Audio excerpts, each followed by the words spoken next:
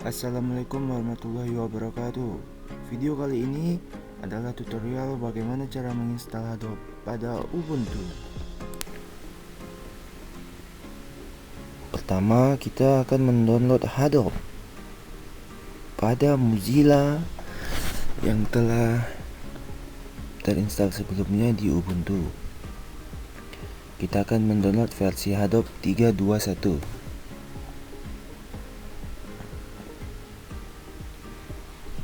Klik download yang warna hijau, jangan salah mendownload yang lain. Tunggu hingga proses download ini selesai. Tunggu, ini agak memakan waktu karena ukurannya 350 MB. Sambil mendownload, kita langsung saja membuka terminal. Pada bagian ini kita akan memanggil update. Apakah ada update atau tidak? Kita lihat, masukkan password seperti yang password yang pada waktu menginstal Ubuntu. Ya, ternyata ada update. Kita tunggu sebentar. Ya, setelah berhasil, kita akan memanggil install update. Kita akan menginstal sedikit update agar nanti semuanya berjalan dengan lancar seperti baru. Dan sudah selesai untuk pada bagian menginstal. Kemudian kita akan memanggil dan menginstal Java.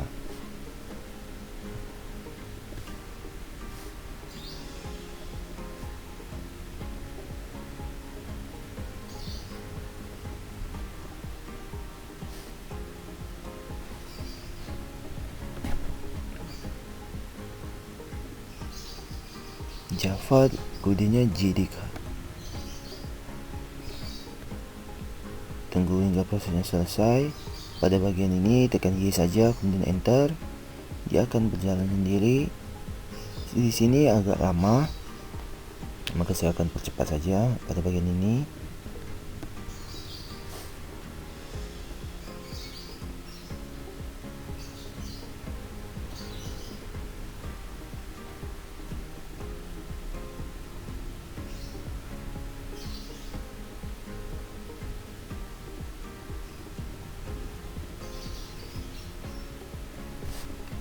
Kemudian kita akan membuat grup pada Adobe. Kodenya seperti ini, sudo add group Adobe.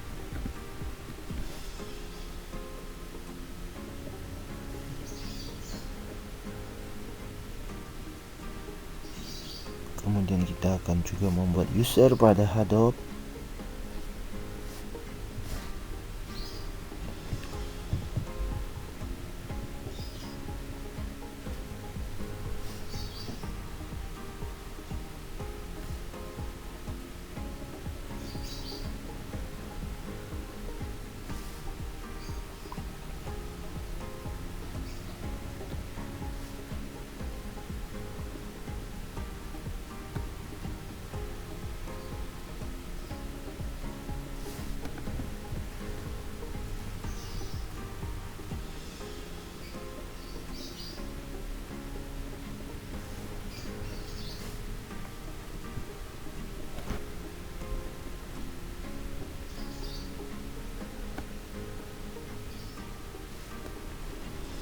Masukkan password baru pada bagian ini. Dia kelihatannya tidak tampil seperti kita mengetik, padahal dia terketik di sini. Kemudian pada bagian ini kita tinggal enter, dan enter. Kemudian tekan Y, kemudian enter lagi. Nah,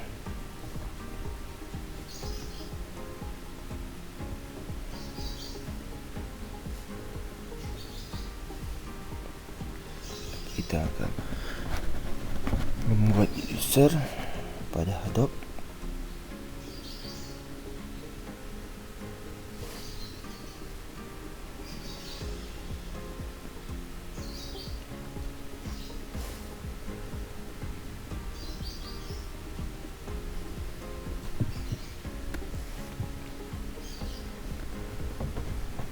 kita akan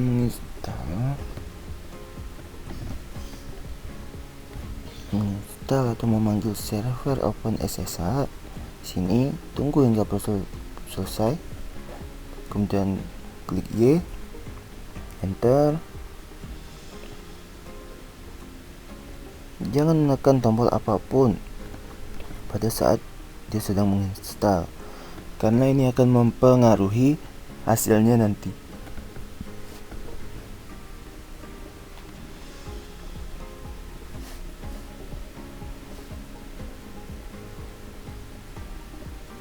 Inilah hasilnya tadi.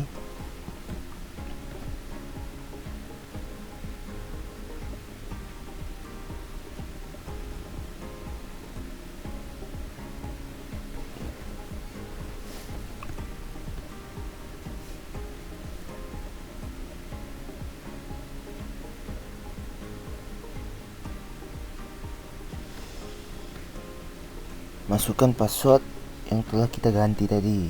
Jangan masukkan password yang lama, karena itu tidak akan berhasil.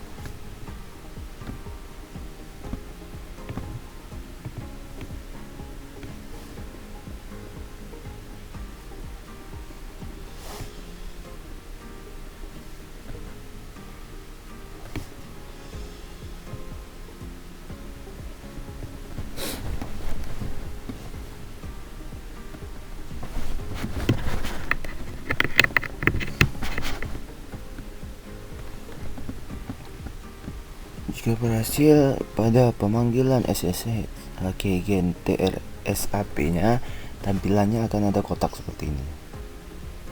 Jika tampilannya bukan kotak seperti ini, maka dia itu dikatakan gagal, karena saya telah mencoba beberapa kali untuk mendapatkan hasil yang seperti ini.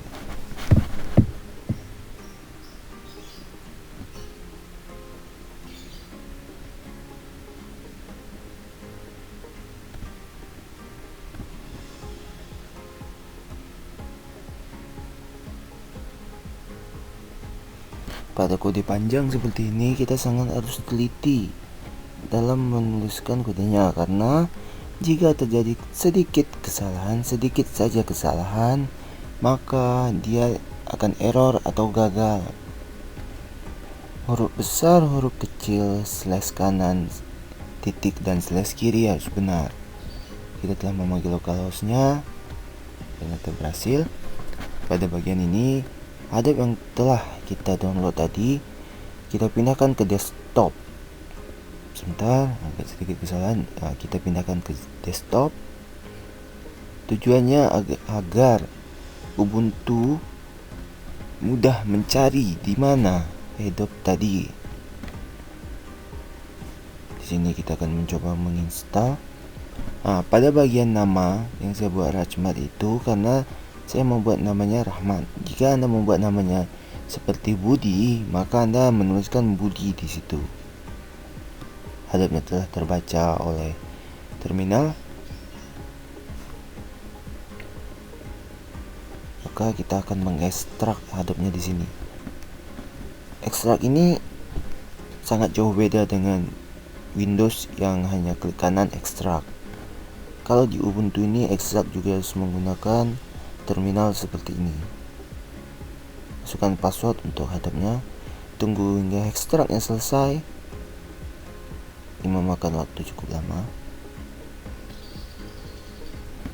tapi saya percepat saja supaya yang melihat video juga tidak bosan.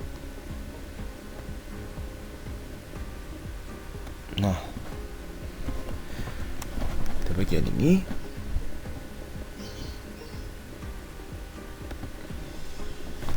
kita akan melihat hadapnya apakah sudah berhasil diekstrak atau belum.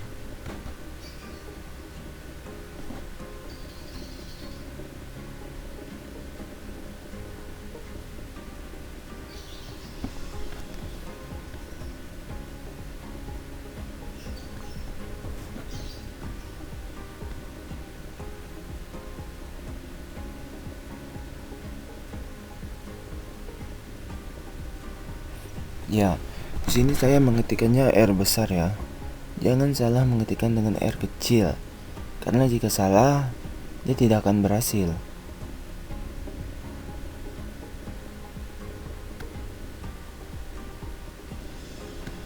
Dan kita mengambil sudo nano.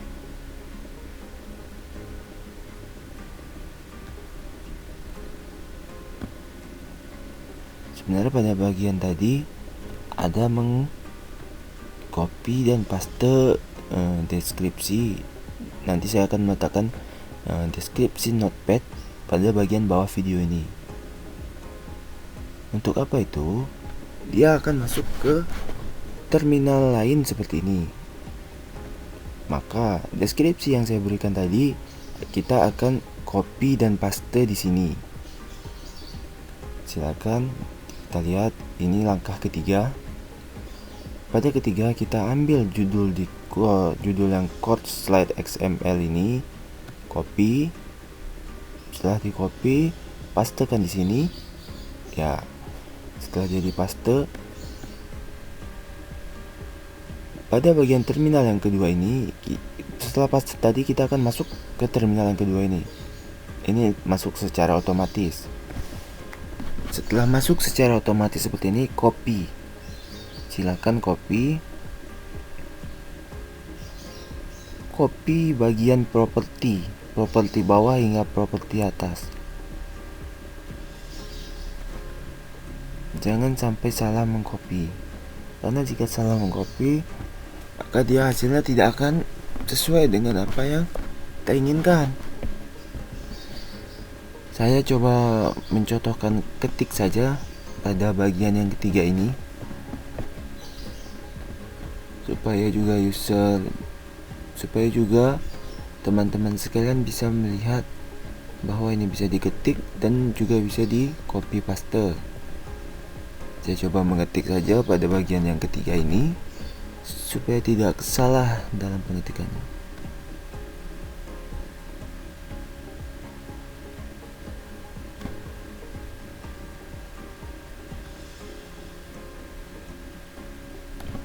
Tapi saran saya, mengetik ini cukup lama dan resikonya juga cukup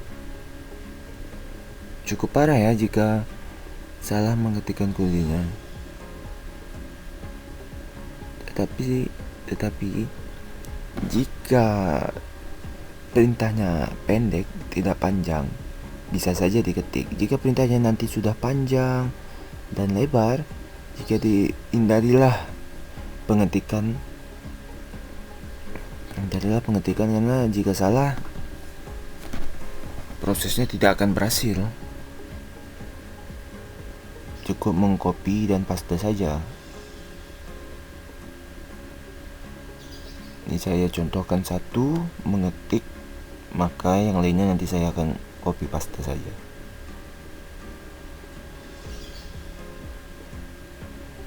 Jika di properti di atas dibuka, maka kita menutup properti yang di bawah dengan slash kiri, kemudian properti, tutup kurung. Nah, di bagian ini kita tekan Ctrl S untuk nge-save dan Ctrl X untuk keluar lagi. Pada bagian ini kita coba ambil yang langkah keempat. Ya, yang keempat ini hdfs site.xml. Copy seperti ini, kemudian pastekan lagi di sini. Dia akan masuk ke terminal satu lagi. Nah,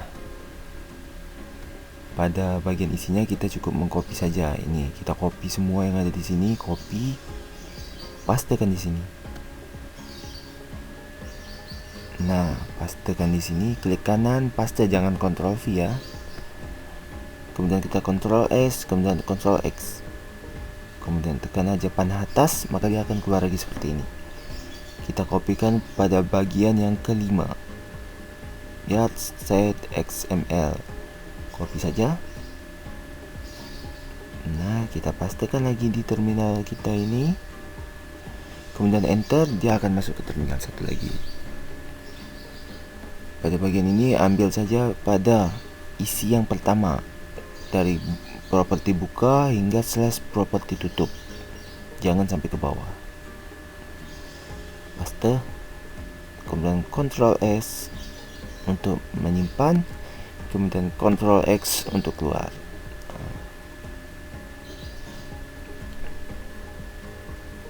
Kemudian kita ambil pada bagian yang ke-6 yang mapred site.xml, copy saja seperti langkah pertama tadi, paste, kemudian kita masuk pada konfigurasi lagi.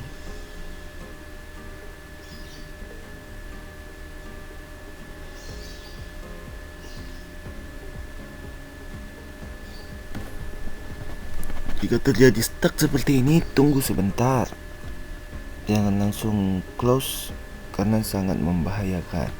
Membahayakan dalam arti penginstalan ini tidak akan berhasil.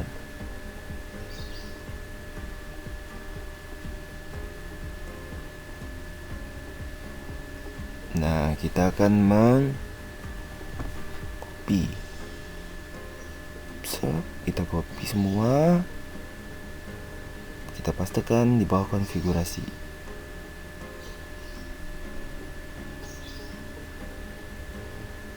Nah, tinggal Ctrl S dan Ctrl X.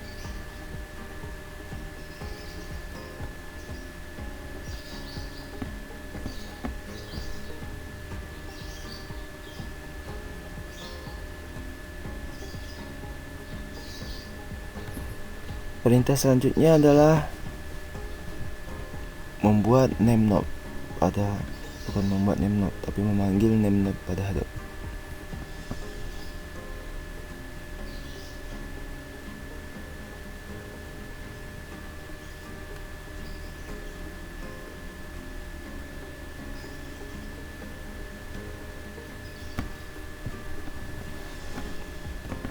Nah, teman-teman harus sangat teliti dalam melihat penulisan kode ini atau dalam menulis kode ini jika teman-teman mempraktekannya di rumah ya. Seperti yang saya bilang berulang kali tadi, jika salah penulisan maka hasilnya tidak akan sesuai seperti apa yang diharapkan.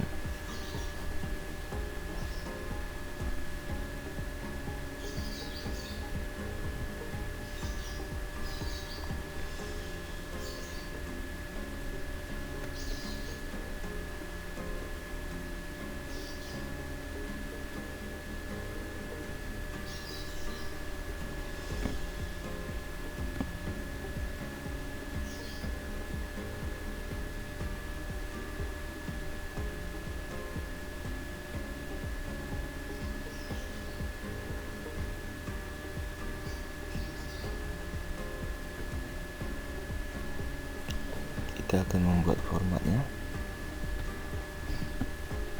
Name node di sini, tinggal enter saja. Kemudian klik panah atas untuk merubah name node-nya saja menjadi data node.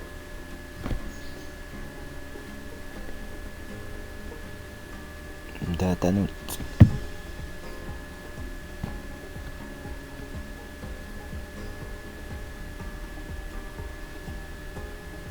Selanjutnya adalah name node format.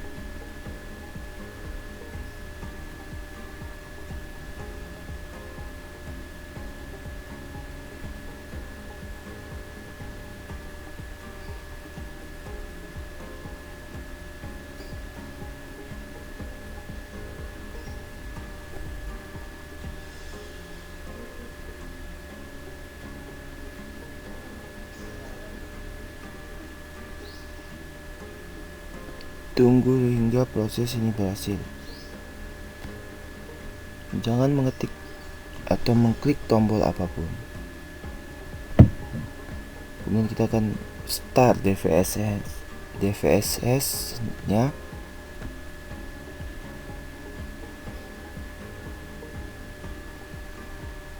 Pada bagian ini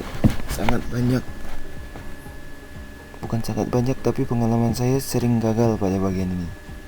Karena setelah menginstal beberapa kali hingga hasilnya berhasil seperti ini. Jika berhasil, dia akan menampilkan 6 data. Jika gagal, dia akan menampilkan banyak seperti yang di atas. Jika telah tampilannya banyak seperti yang di atas, maka prosesnya 100% gagal.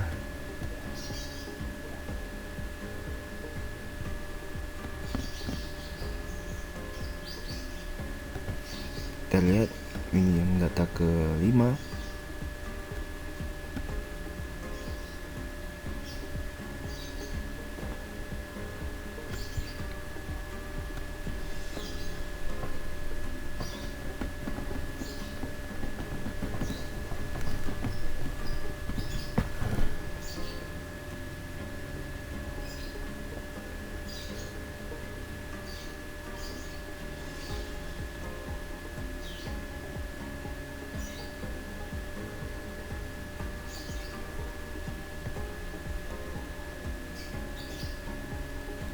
Nah, dia juga akan menghasilkan 6 langkah seperti yang di atas.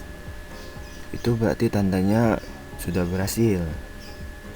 Kita tinggal start satu langkah lagi, start your SH.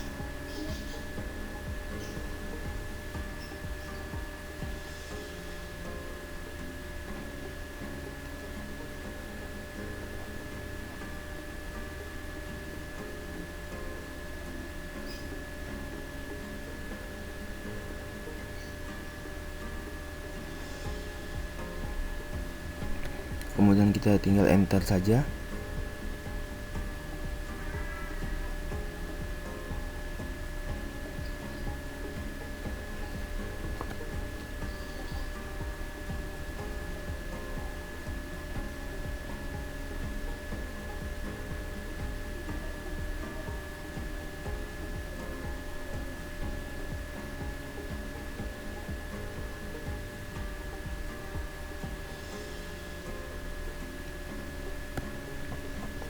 Prosesnya agak sedikit lambat.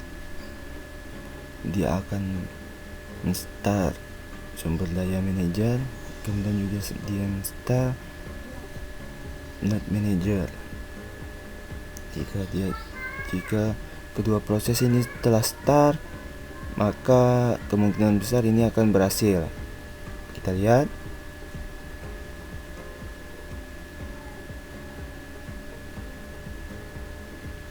Agak sedikit lambat ya, karena kita menggunakan VirtualBox.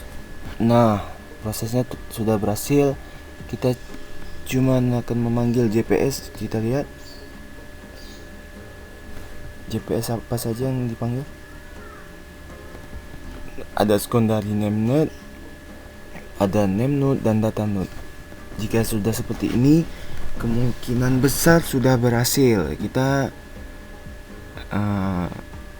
coba lihat localhost-nya pada Mozilla. Kita akan membuka Mozilla.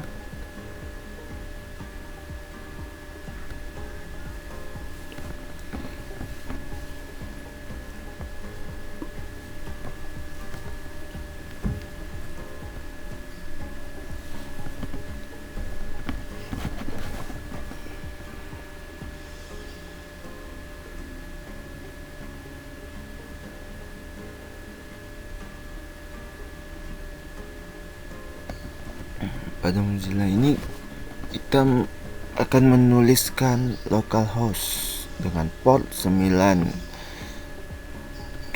ya. Jika teman-teman ada yang tidak muncul localhost-nya ini, sebenarnya program teman-teman sudah berhasil. Akan tetapi port yang teman-teman ketikkan itu gagal dibaca oleh si hadupnya, karena portnya telah digunakan untuk yang lain. Contoh seperti saya ini akan memakai port 9870. Jika berhasil tampilannya, sebentar.